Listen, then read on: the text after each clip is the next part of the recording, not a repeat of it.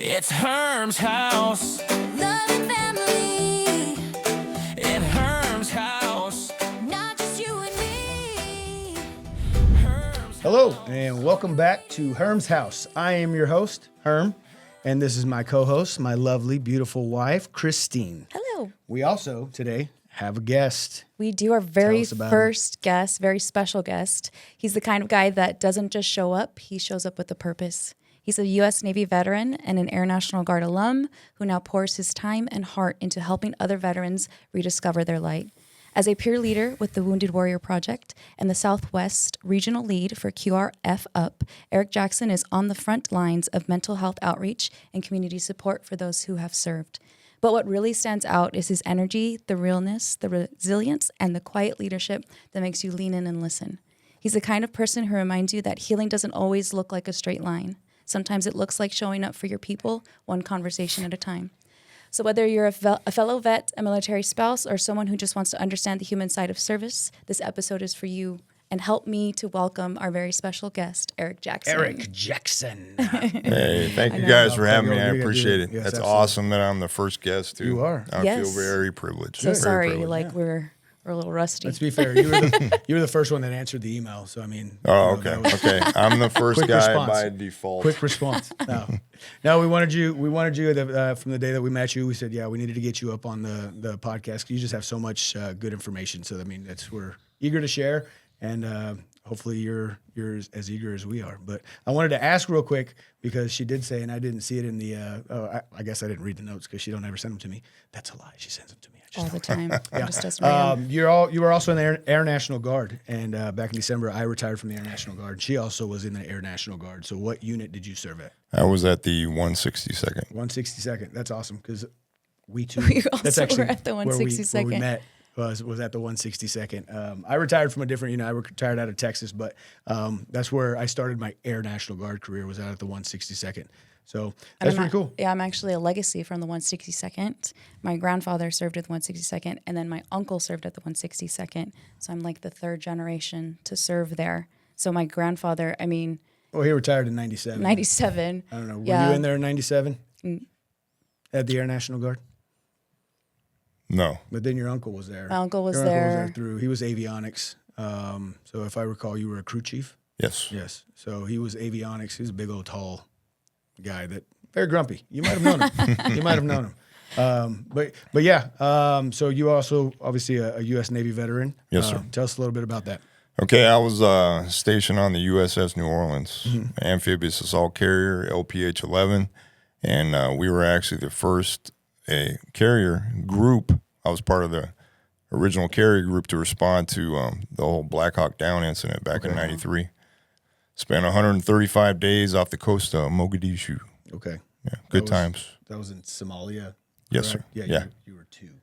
Yeah. And I just want to clarify that. I recall the movie. I know I'm a little more seasoned. but, Just a yeah. little bit. That's right. But You can't tell. Yeah. I'm aging gracefully. There we Yes. I'm aging like milk. So, go. Yeah, we're same almost. yeah, we're keeping it together. Yeah. So what led you to serve? Well, I actually come from a military family. Like starting out with my grandfather on my dad's side, he was actually part of the 101st Airborne back in World War II. Wow. That's awesome. Yeah, and then my uncle, he served during the Korean War. He was part of the Airborne too. That's Yeah, he was Army. And then my dad was Vietnam vet. He was actually out here at Davis-Monthan, but like the last, I want to say 15 months of his enlistment, he was over at Clark Air Force Base in the Philippines. oh, wow. He was security forces, mounted police over there. So, yeah. Good deal. So long line. I actually recruited for the security forces where I retired out of in Yeah. Texas, the security forces squadron out there. So I got to do all the cop stuff without actually having to be a cop. So it was pretty neat. Yeah, really- it is cool. You really wanted to wear the beret. I wouldn't asked let them, him. let me get a beret. They're like, no, you're just a recruiter. I'm like, just a recruiter? Come on, let's be a little, whatever.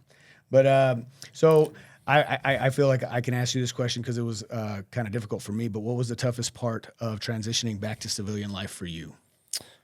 I want to say, I think I can speak for you, me, all of us here, any veteran, pretty much. I think it's pretty much the same.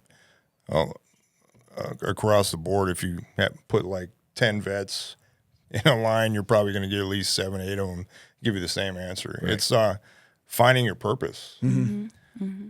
Because I know, you know, the military was such a part, such a huge part of my life. Yeah. And, you know, I had other jobs. I was in corrections after I got out, you know. And, you know, it just didn't seem right to me, you know. I was just kind of going through the motions. Yeah. You know? Yeah. No, I can definitely relate. It is one of those things while I was in that I had, I guess more so the schedule. Like I already knew, you know, you got to get in. This is what my job is. And it was, and then when I get out and I'm just kind of like, okay, what do y'all need me to do? And everybody's like, we're good. What do you mean? And I'm like, oh, well then I don't know what to do with my hands. Yeah, so. I think we get to a point when we get out to the civilian life, you're like, now what? And then what was that realization for you? Like, did you have a moment where it was like you felt like you were starting over? Yeah. I mean, because once you transition and you become a civilian, you no longer have a mission. So you're kind of like, we're trained from day one, from when you even go to basic, you know. You're going to do this, and this when we tell you. Mm-hmm. You're going to dress this way. These are your uniforms. These are your mannerisms. This is how you're going to address this officer. This is customs and courtesies. Yes. And that sticks with you throughout life. Yep. But, you know, it's really hard, you know. It is. I think it's hard for everybody. There's been some guys, I'm sure, that have been lucky enough to, you know, transition out, and maybe, you know, I've known a few guys that have started, you know, companies. Like I was part of Military Muscle, and Robert Principato, who ran it, he was Air Force. He retired, and then he started Military Muscle. That's pretty cool. And that's one of the things that I guess for me, the hardest thing was dealing with the civilians more so, because even though we had civilians that worked with us in the unit, they were also former military. So they weren't true civilians, I guess, to a sense. But as far as civilian goes, what would you say is probably the most common misconception about being in the military or military lifestyle? I would say there's a couple different things. I know that I have heard this from some civilians. Some civilians think that when you're in the military, oh, you got it easy, and you know. Mm-hmm. All right. Yeah. No, I don't know that I've heard it. Yeah. And then there's basically like they don't understand. Mm-hmm. And it's hard for them. Even members of my family that weren't in the military. Yeah. Like my dad got it, my uncle got it. I could, you know, chop it up with them about whatever. Absolutely. And you know, the difference is just like when we first met, you know, it's that instant brother and sisterhood, because we're all one family. Trauma bonding. Trauma bonding. We all went through basic. We all went through the stuff that we had to go through, especially like on the flight line, or if you were on the ship working on jets. And I tell her all the time, speaking of the movie Top Gun, I was like, you know who got zero credit about that? The crew chiefs out there fueling the jet. They're out there putting all the munitions and all that stuff. And well, you know, Maverick got all the. Yeah. I'm going to make a movie about crew chiefs and weapons. Well, I think it's always funny. It's like you tell someone you're in the Air Force or Air National Guard, like, oh, what plane did you fly? What plane did you fly? Oh, I didn't really fly planes. Did you get that in the Navy? Did you get a boat? Yeah. They categorize. I think with all the services, like you tell them, hey, I'm in the Navy. Oh. And then a lot of people would be like, oh, do you wear that? What is that? That uniform that you see on the Cracker Jack box. Yeah. Oh, yeah. You know, and they actually called that the Cracker Jack dress uniform. Yeah. When it was funny, when my son was getting ready to join, so he joined the Air Force. He's coming up on his 3rd year in the Air Force. I told him off the bat, I know his personality. I said, don't waste your time with the Marines and the Army. Go talk to the Navy. Go talk to the Air Force. I said, but just get in the Navy, just understand that when you go, you're going to have about 13 uniforms, and you're going to have to maintain every single one of them. In the Air Force, we got about 3 of them. So it's a heck of a lot easier to iron one set of blues, and that's your service dress regardless of what's going on. Right. and you're good to go compared to, I'm sure that, you know, in the Navy, you guys had significantly higher number of uniforms than 3. Well, we had our duty uniform. We had the dress whites, dress blues, and then I had my flight deck gear. You know, I had a whole. You also had your PT gear, I'm assuming. Oh yeah. That's PT gear. That's considered a uniform. Oh yeah, Yeah. yeah, most definitely. Yeah, and those are the things that I told my kid. I was like, you know, I support you either way. But just know it's going to be more tedious in the Navy than it would be. Yeah, so he looked at it for a little bit and was like, you know what, the Air Force don't sound too bad. So obviously he went that route. What's he doing for him? He's cargo. Oh, He's okay, cargo. Loadmaster. No, he's so Loadmaster is the one that gets to fly with the jet. He's the one that loads them while they're on the ground, and then once they take off, and he just waits for the next one and loads that one up with whatever the cargo that they need. Oh, nice. He's qualified in all kinds of loaders. As far as I guess they qualify him, or they classify him per weight, as far as what it can lift. So he's qualified from the smallest to the absolute top, and he's still an A1C. So he's been in there for 2.5 years, and he's got all the qualifications. So I was like, well, that's great. yeah, it's the way to do it. Attaboy. So when we're talking about brotherhood and sisterhood, and when we first met you and we got to talk about all the amazing organizations that you're part of, so how did you get involved with Wounded Warrior Project and QRFup? The way I got involved with Wounded Warrior was actually, you know, in just one of my little jobs that I've had along the way. You know, I was actually working at Lowe's for a little while, and a buddy of mine that I met when I first started there, he was Wounded Warrior alumni, and he told me, he's like, he gave me all the information and gave me the number like I gave to you guys, you know, and I just called him up, and that's kind of how that all turned out. And then when I started going to a couple of the outreach events, I found out that there was a need for, you know, warrior leaders, which does the outreach events, which I do, as well as we didn't have a peer group in Tucson. We haven't had one until I started it 4 months ago. We hadn't had one in Tucson for about 4 years. Wow. Yeah. And for us, when you hear Wounded Warrior Project, I didn't really think, I thought like, okay, those people that really got injured or hurt while serving overseas. I'm thinking, you know, the different soldiers or Marines or whoever that like got a leg blown Basically, off. the Purple Heart recipients. Yeah. That was my misconception, was immediately, because I'm 100% disabled. You know, I've had surgeries galore, but those were all because, you know, something got hurt while I was doing something, and then we took care of it later on, you know, compared to a Purple Heart, you're wounded during battle, which is what I thought ever since I first heard of Wounded Warrior Project, was you were wounded in battle. So, I mean, obviously that's a misconception. Yeah, the way it originally started out with Wounded Warrior was they started out giving backpacks with goods for warriors that did get wounded in battle. And then as the years went on, it transitioned into we now have anybody that's we even have people that are still active duty can join Wounded Warrior, and we have people of all ratings. We have alumni that have no ratings all the way up to and including 100% disabled vets. So it's a great organization. They've done a lot of huge things for me. They have a lot of great resources, a lot of mental health programs. They have the Project Odyssey program, and I've even got to go with them on the. I got to go to Washington D.C.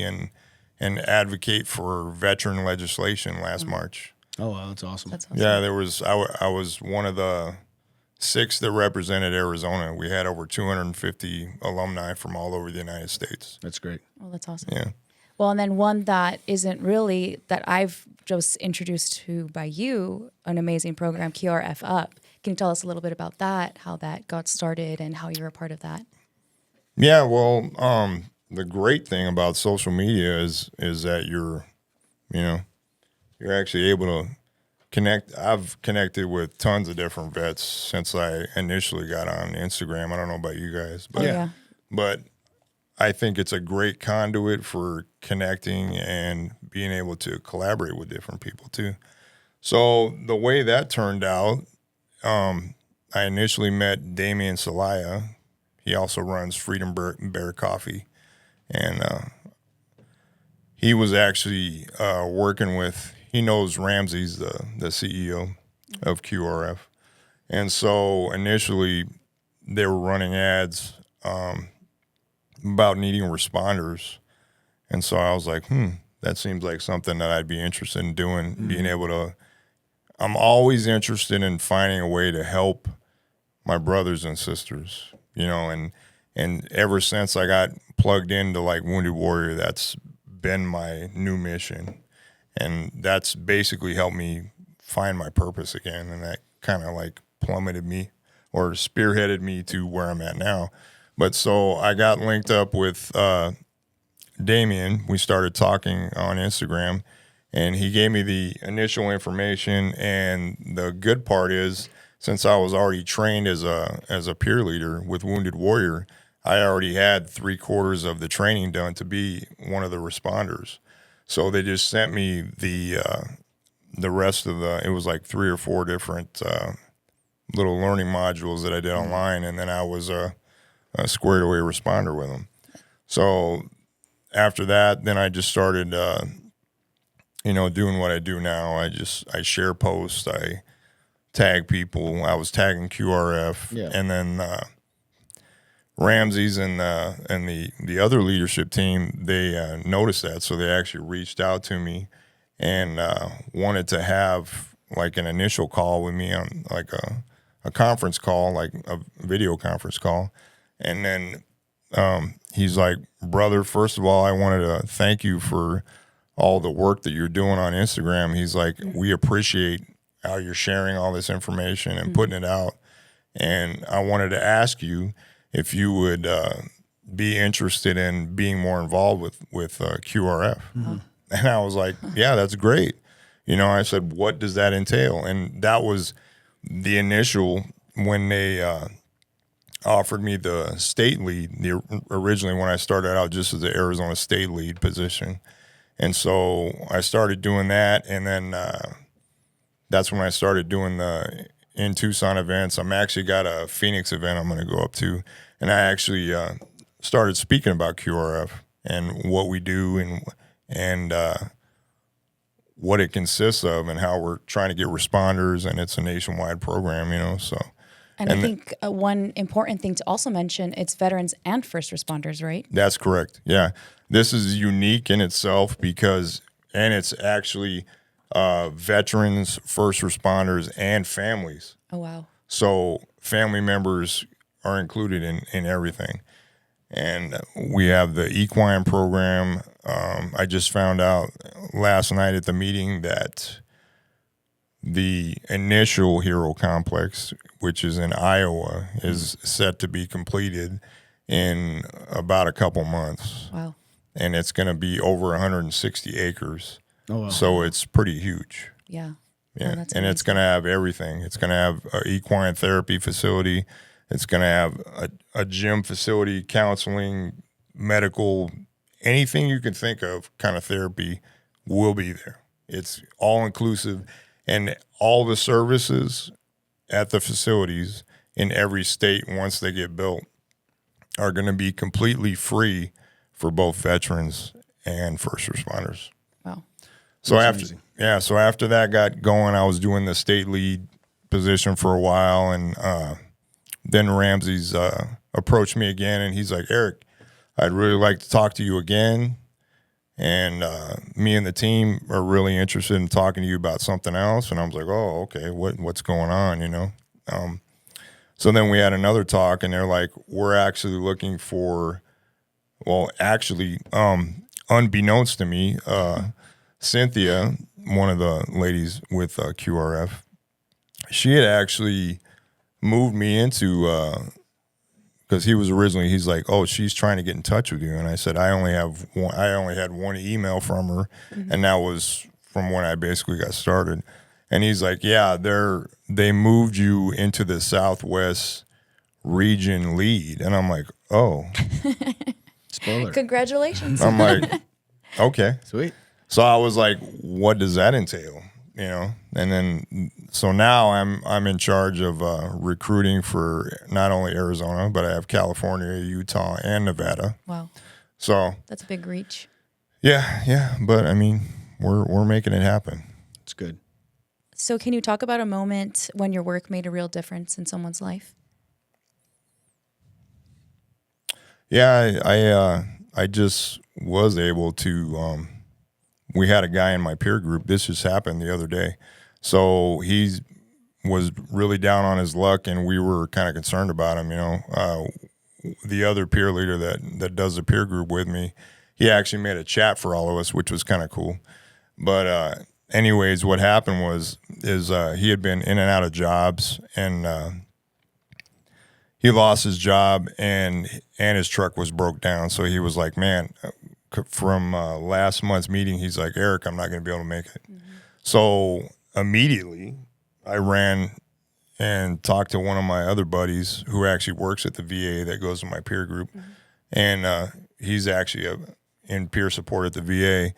And I'm like, hey, he's out of work. We gotta get this going. We got to take care of our brother, you know, because that's what we do. Yeah. No, that's awesome.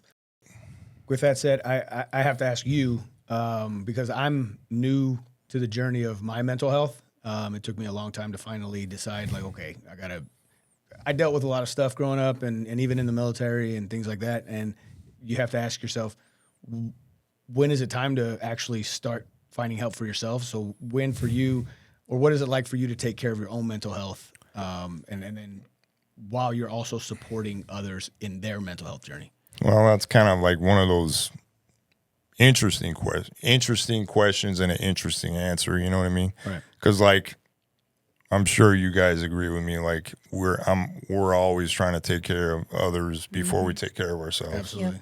Yep. So, like in the example I was talking about, the guy in my peer group, you know, I wasn't concerned with what's going on with me or anything else in my life. I immediately was focused on making sure that I could do whatever I could in my power to like help him get a job and get everything going, because I don't need him going down that dark path. Right. Because you know that all that compounded on him, he could get in a dark place real quick. Was that in itself therapeutic to you, being able to actually make a difference in what he was going through?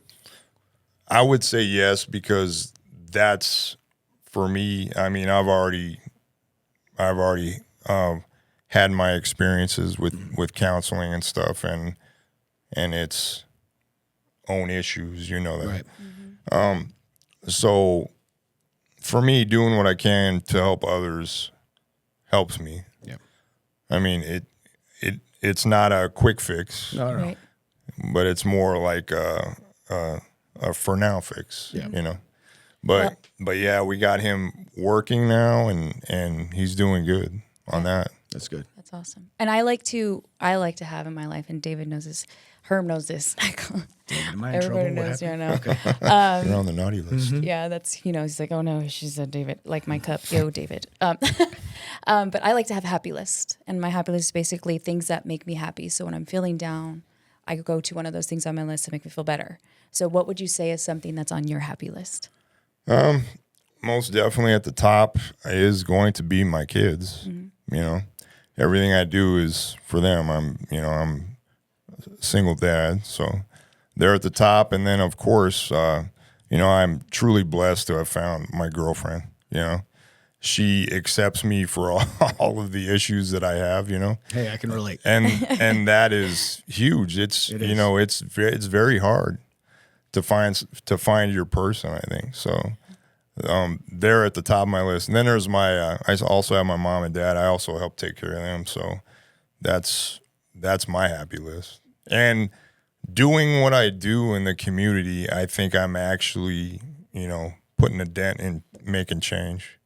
I mean, I feel that the trajectory that where QRF's going and what I'm doing with Wounded Warrior as well is we're trying to change lives. yeah, the fact that a city like Tucson that's got over 1 million people, at least the whole metroplex that we has over 1 million people, and the vast majority of them are veterans, or a lot of them are veterans, that we didn't have any kind of representation or anything for over 4 years. Like that's crazy. And the fact that you're now in, and you know, that in itself is making a huge difference. And obviously we thank you for that. And Thank you. That's amazing.